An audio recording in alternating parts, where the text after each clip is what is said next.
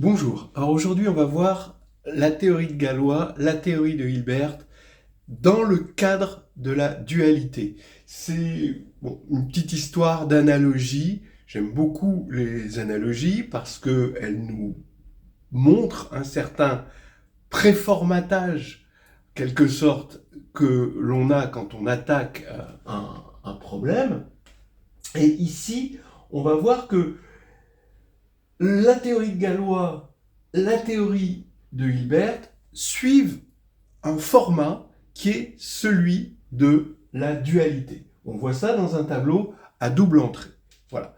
C'est important, la dualité, c'est extrêmement fécond.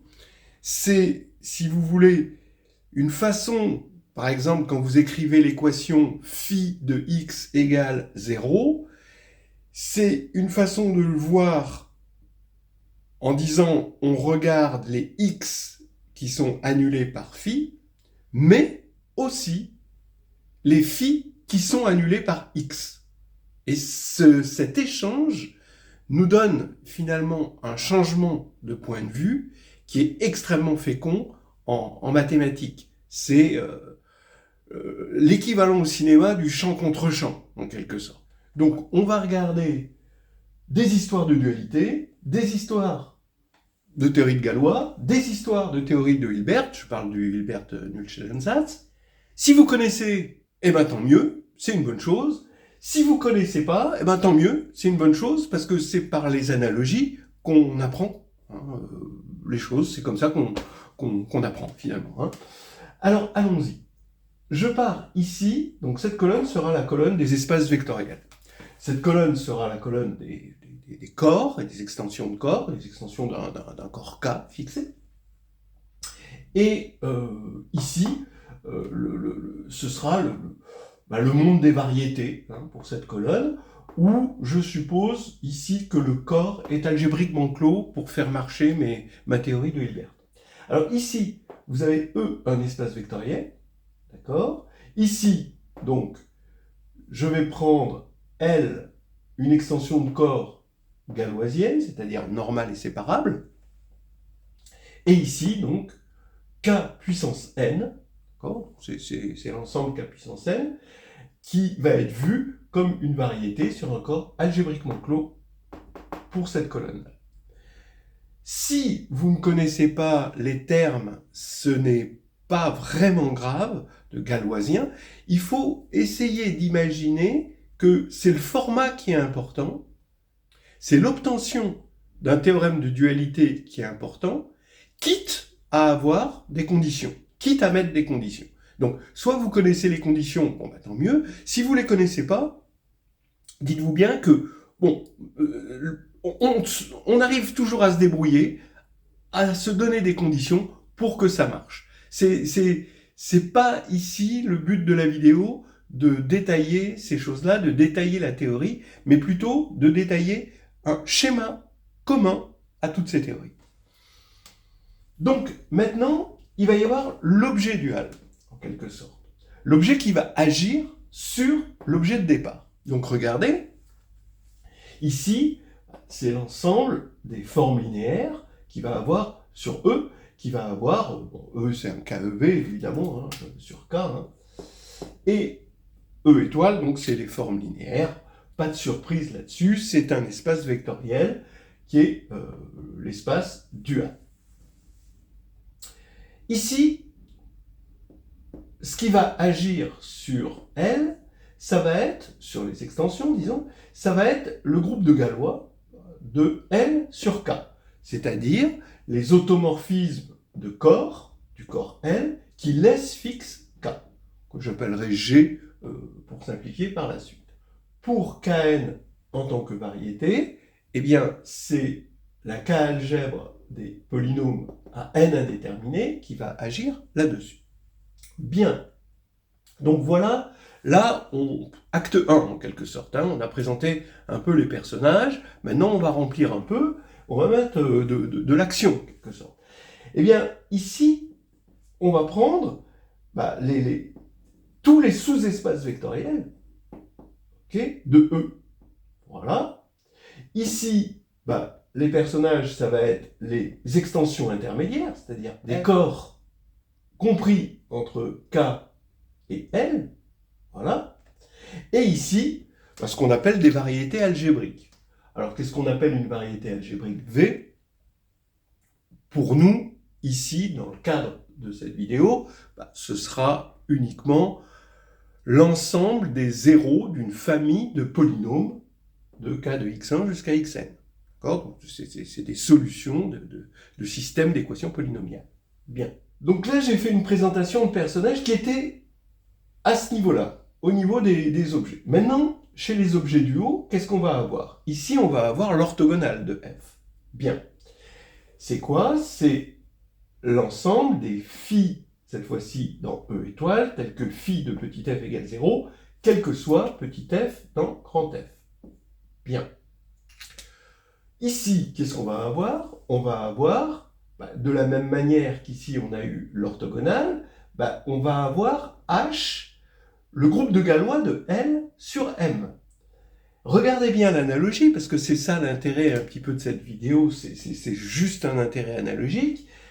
C'est l'ensemble des petits G du groupe de Galois, de la même manière qu'on avait ici E étoile, ici on prend le groupe de Galois, tel que G de M égale M, quel que soit petit m dans grand M. Oui, en effet. Vous voyez que, bon, d'abord, ça c'est vraiment la définition du groupe de Galois, parce que c'est les automorphismes de L qui laissent fixe M, mais vous voyez que phi ici va agir sur petit f comme l'élément neutre. Et là, dans le groupe de Galois, l'élément neutre, c'est l'identité. Donc il est logique d'avoir un G de M égale l'identité sur M. Voilà, bon. De la même manière, dans la théorie de Hilbert, eh bien, on va avoir I de V. Alors, à V, qu'est-ce qu'on va... On va lui associer une espèce d'orthogonale. Et I de V, ça va être, donc, en toute logique, l'ensemble des P de l'algèbre des polynômes, tel que P de V égale 0, quel que soit petit v dans grand V. Voilà. Bien. Maintenant, on va se placer du point de vue dual. C'est-à-dire, ce qu'on a fait dans les objets, on va le faire dans les objets du haut, mais on va se donner des bonnes conditions pour qu'il y ait, disons, dualité, qu'il y ait une correspondance entre les deux. D'accord? Pour pouvoir faire ces changements de point de vue sans trop se poser de questions, on va avoir des bijections directes, des allers-retours. D'accord? Eh bien, ici, on a phi dans E étoile, il faut prendre des sous-espaces vectoriels. Si je prends juste des parties, je n'aurai pas de bijection. L'orthogonalité ne va pas me donner une bijection. Donc je vais prendre sous-espace vectoriel vers sous-espace vectoriel, mais cette fois-ci du dual E étoile. Là, alors, bien sûr, la théorie est plus grande que ça, mais je vais me limiter à H, un sous-groupe distingué de G. C'est pour appuyer un petit peu sur l'analogie que je le prends ici distingué. Bien, donc effectivement, du groupe de Galois. D'accord? Donc on est maintenant, ici, on prend des sous-objets, mais je veux garder le quotient pour pouvoir avoir des analogies, parce que là j'ai un quotient, là j'ai une structure quotient aussi, bon, vous allez voir. Et ici, Hilbert demande d'avoir un idéal radical. Alors qu'est-ce que ça veut dire un idéal radical? Donc je veux ici un idéal radical, évidemment, je n'ai pas écrit de la K-algèbre des polynômes. Idéal radical, ça veut dire c'est un idéal tel que si I puissance K est dans I, pour I là-dedans, alors I est dans grand I. Ce qui veut dire en gros que quand on quotiente, tout élément nilpotent, puisqu'on quotiente, ça veut dire que ça c'est nilpotent, est nul. Voilà. Bon. Alors, ce qu'il faut voir, même si vous ne connaissez pas profondément la nature de ces conditions, ce qu'il faut voir, c'est on cherche juste des conditions. Ces conditions ne sont pas hyper importantes en soi. Ce qui est important, c'est le résultat. C'est le but, voilà, ici. C'est d'avoir un résultat qui est formaté d'une certaine manière. Bien. Alors maintenant, on va prendre phi orthogonale. D'accord ? C'est-à-dire, bon, ce qu'on appelle aussi dans certains livres l'anté-orthogonale, mais qui est finalement, grâce à la dualité des espaces vectoriels, bon, c'est finalement l'orthogonale, si on est en dimension finie là. Alors, phi, ici, l'anté-orthogonale, c'est l'ensemble, cette fois-ci, des petits e dans grand E, tels que phi de E égale 0, quel que soit phi dans grand phi. Donc ça, bah oui, c'est exactement le changement de point de vue dont je vous parlais, c'est-à-dire cette espèce de champ contre champ mathématique que l'on crée. Bien. Alors, maintenant, ben, on va ici avoir, à partir de H, ben, le LH, qui va correspondre ici à une espèce d'anté-orthogonale ou d'orthogonale. C'est-à-dire l'ensemble des petits L dans grand L, comme on a ici, tel que H, petit h de L égale L, quel que soit petit h dans grand H. Voilà.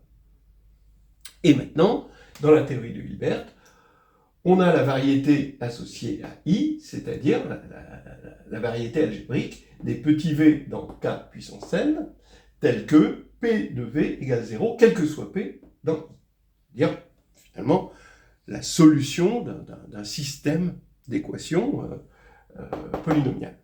Maintenant, on a les structures quotients, c'est-à-dire qu'on a le dual de F qui est isomorphe au dual de E quotienté par F orthogonale. Effectivement, j'ai une application linéaire de restriction qui, à une forme sur E, associe sa restriction à F, et par définition, son noyau, c'est l'orthogonale de F. Et elle est surjective par le théorème de la base incomplète.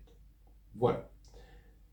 On a donc ça. Ici, on a évidemment que le groupe de Galois maintenant de M sur K, c'est-à-dire ici, ce que j'ai fait à E, je le fais à F, c'est-à-dire j'ai pris le dual de E, je prends le dual de F. Maintenant, ce que j'ai fait à L, je le fais à M, c'est-à-dire que je prends le groupe de Galois de M sur K, et évidemment, je tombe sur une structure quotient, c'est-à-dire j'ai le groupe de Galois de M sur K quotienté par H. Ici, hein, qui est finalement le groupe de Galois de L sur M. Voilà. Et là, donc je regarde les fonctions régulières sur V, c'est-à-dire les fonctions polynomiales restreintes à V, c'est des fonctions de V dans K, hein, qui sont polynomiales, qui sont des restrictions finalement de fonctions comme ceci. Eh bien, on obtient ici une K-algèbre, et cette K-algèbre est isomorphe au quotient de K de x1 jusqu'à xn par l'idéal I, et c'est joli. Voilà. Alors après, on récolte finalement ce qu'on veut, c'est-à-dire ce qu'on voulait au départ. Bon, les conditions qu'on s'est données sont des conditions idoines, on va dire, et ce qu'on veut, c'est que en se donnant ces conditions, c'est-à-dire ici, cas algébriquement clos, l'extension galoisienne, les structures d'espace vectoriel, les structures de groupe, tout ça, bon, ce qu'on veut au final, c'est une bijection. Et là, la bijection qu'on obtient, c'est F, un sous-espace, donc c'est entre l'ensemble des sous-espaces de E et l'ensemble des sous-espaces de E étoile, l'orthogonalité. D'un côté, on a l'orthogonale, de l'autre côté, on a ce qu'on peut appeler l'orthogonale, mais qu'on appelle l'anté-orthogonale. Ici, eh bien, on a ce qu'on appelle la correspondance de Galois, c'est-à-dire on a ici des sous-groupes distingués ici, on associe donc les invariants par les sous-groupes, donc qui va avoir une structure de corps, donc on va avoir une extension, et inversement, quand on a une extension intermédiaire, eh bien, on regarde le groupe de Galois de L sur M. Et ça nous crée une bijection qui est une correspondance. Et donc, ce changement de point de vue qui fait qu'un problème difficile pour un point de vue peut devenir un problème beaucoup plus facile pour l'autre point de vue, ce qui a évidemment révolutionné les mathématiques, l'algèbre en particulier, au XIXe siècle. Et ici, on s'est pris les bonnes conditions, c'est-à-dire un idéal radical, et entre les variétés algébriques et les idéaux radicaux, il va y avoir ici une bijection, exactement comme ceci, c'est-à-dire à V, on associe IV, à I, on associe V de I. Voilà. Alors, évidemment, je ne vais pas raconter tous les bienfaits de la dualité qu'on va trouver qu'on va retrouver aussi dans les groupes abéliens infinis, qu'on va retrouver dans la transformée de Fourier discrète, qu'on va même retrouver dans la transformée de Fourier tout court, dans toute la théorie de Hilbert et dans toute la théorie de Galois qui nous a permis de montrer le fameux théorème qu'une équation de degré 5 ne pouvait pas toujours se résoudre par radicaux, et ça, c'est, encore une fois, grâce à ce changement de point de vue. Voilà, allez, on va s'arrêter là.